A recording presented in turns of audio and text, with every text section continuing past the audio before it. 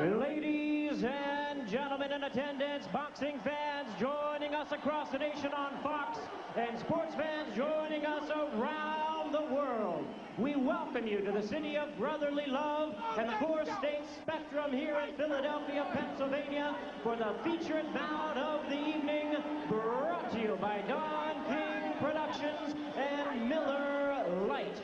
This bout coming your way is sanctioned by the Pennsylvania State Athletic Commission, the chairman, former Philadelphia Eagle star and Hall of Famer Chuck Bednarik. Commissioners Andy DePaul, George Bucchetto, and the Honorable Yvette Payne, Executive Director Greg Serb. Physicians at ringside, Dr. Paul Steinberg, Dr. Alan Brackup, and Dr. Cato Lorenzen. Timekeeper at the bell, Jimmy Mina. Keeping count of the knockdowns, Jim Bruce. Introducing our judges, scoring this bout from ringside, Ron Greenlee, Carol Polis, and Adelaide Triplett. Introducing our referee in charge of this bout, and he will be giving instructions after the introductions, Greg Cappuccino. All right, fans, here we go with our main event of the evening, a heavyweight special attraction scheduled for 12 rounds of boxing. Introducing first on my left, fighting out of the blue corner, entering the ring wearing gold trunks with black trim and hailing from Grand Rapids, Michigan. He weighed in at 224 pounds. He is undefeated in his campaign as a professional with 20 wins, no losses, 2 no contests, with 6 wins coming by way of knockout. He is representing the long-time fighting family tradition. Please welcome the IBF #4 heavyweight contender and the current USBA heavyweight champion, introducing the undefeated Buster Mathis Jr.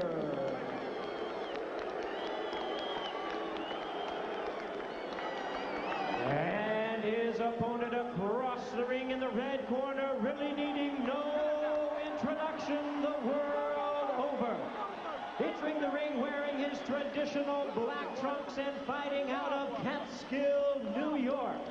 He weighed in at 219 pounds with a record of 42 wins, only 1 defeat, with 36 big wins coming by way of knockout. He is the youngest ever to win a heavyweight title and the last to unify it in the ring by beating the champions of the WBC, WBA, and IBF. Currently ranked the #1 contender and continuing his quest to regain his titles, please welcome the former undisputed heavyweight champion of the world, the one, the only, Tyson. Once again, a referee in charge, Greg Cappuccino. Good evening, gentlemen. You were both given your instructions. Protect your side at all times. Touch gloves.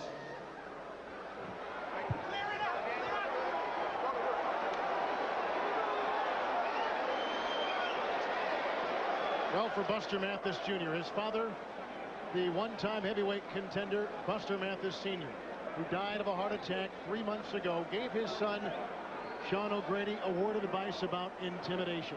Yeah, he said, even if you can't be a champ, you can make a lot of money. This business isn't always about hitting or getting hit. Get in there, box, and move.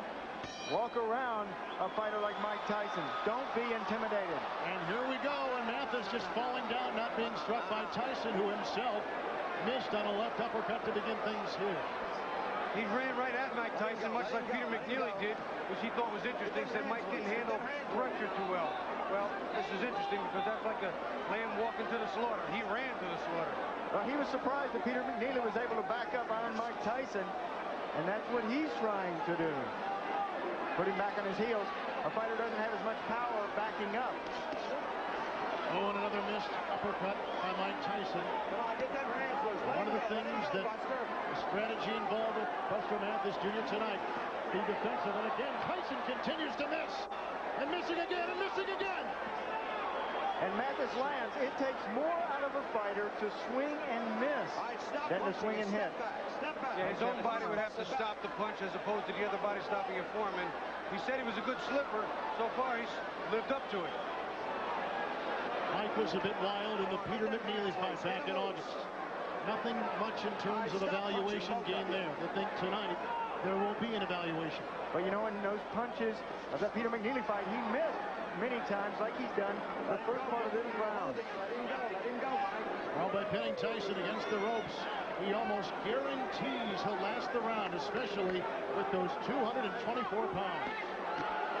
Tyson connects right there, and Mathis comes back with the right uppercut. Mathis is trying to stay so close that Mike can't wind up with any of those big bombs and hit him. So far, it's worked. Do you like the strategy? So far, it's not bad.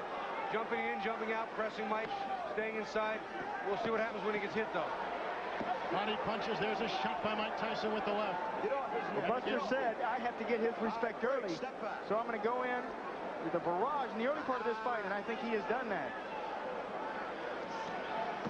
And he has done a nice job of slipping on the inside, Buster has. He said that was the most underrated part of this game, the slipping. Yes.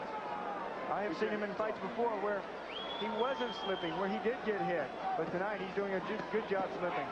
Tyson missing again with the left uppercut. Tyson really trying to swing from the third row. Step back, Buster.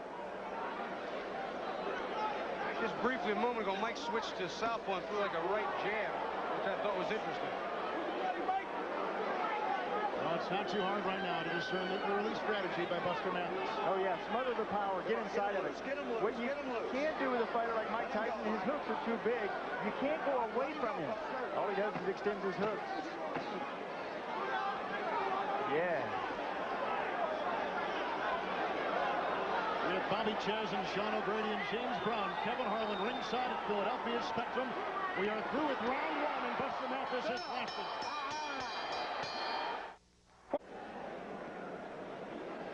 Mike Tyson is not sharp. Look at all these misses from him on the inside. Buster Mathis, there is a miss. Strike one, strike two. Buster Mathis doing a good job of rolling on that big belly that he has to try to avoid punches.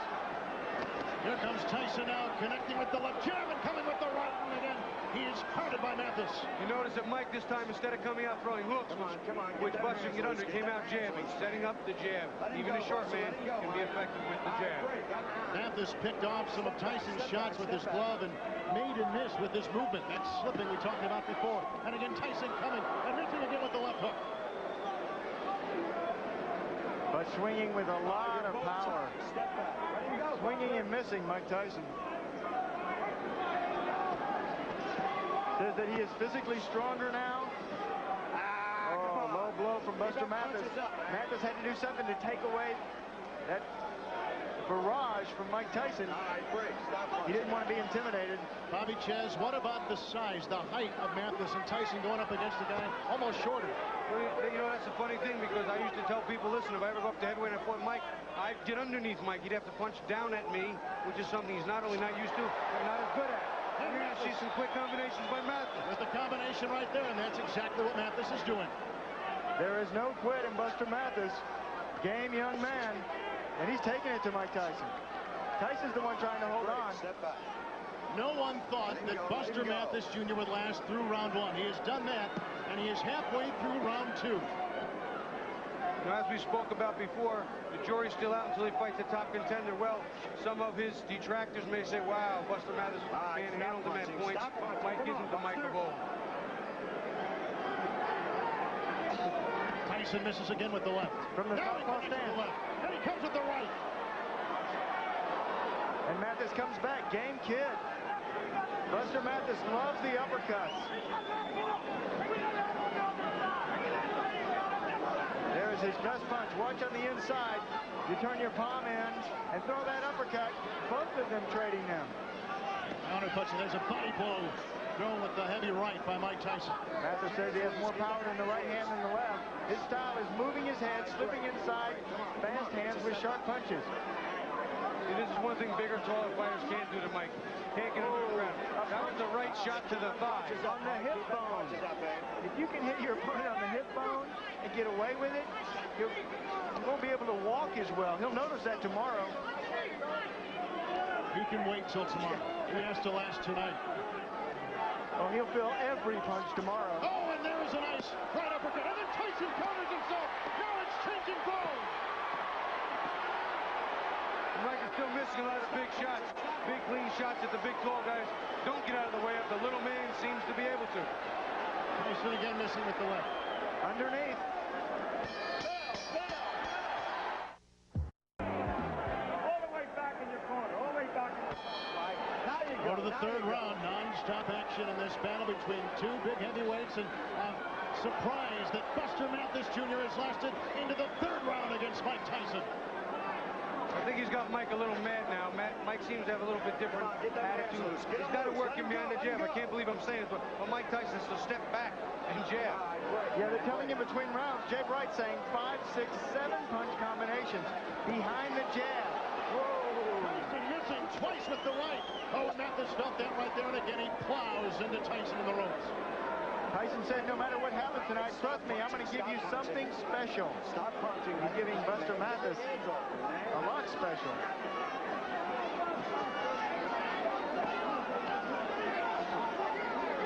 Mathis has been crowding. Mathis has been slipping punches. Mathis has been ducking. And it's caused Tyson to miss numerous times on big, wild shots. Well, they're very happy in the corner of Buster Mathis.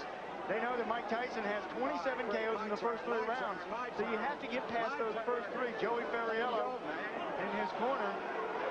Frank Cappuccino separating the two. They're staying close. Down low once again with the right uppercut goes Buster Mathis. This is going to turn into a little bit of a wall. Duck, duck, duck, come inside, hold on. Duck, duck, duck, broken punches, hold on. It's going to become a little bit of a waltz now. Now this is the first time that Tyson has had Mathis up against the ropes.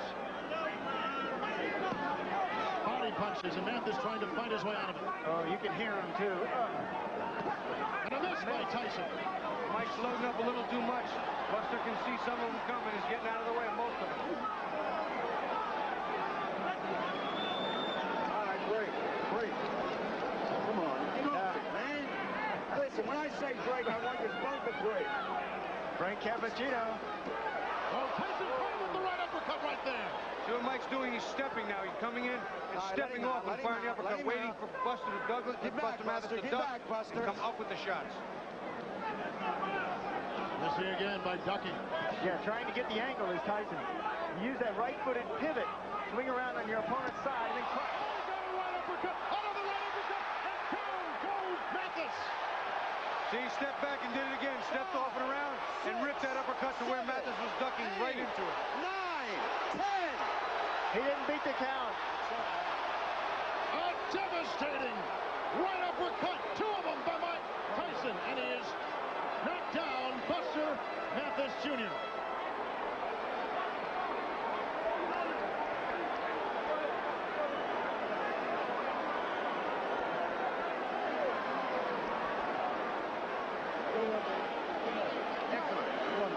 Well, no one thought that Buster Mathis Jr. would last 1 round. No one thought he would last 2 rounds. And almost no one gave him a chance to get into the 3rd. But that's what he did. Somewhat of a surprise here in Philadelphia. But Mike Tyson wins again.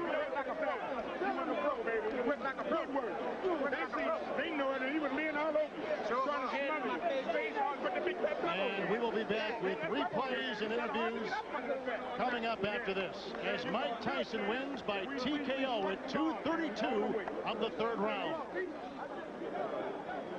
Italians do not live by pasta alone. So to celebrate their many loves, the Olive Garden created a combination of the best of Italy. The Tuscan Feast, just $11.95 for a short time. Experience garlic shrimp, the way it's prepared along the Mediterranean.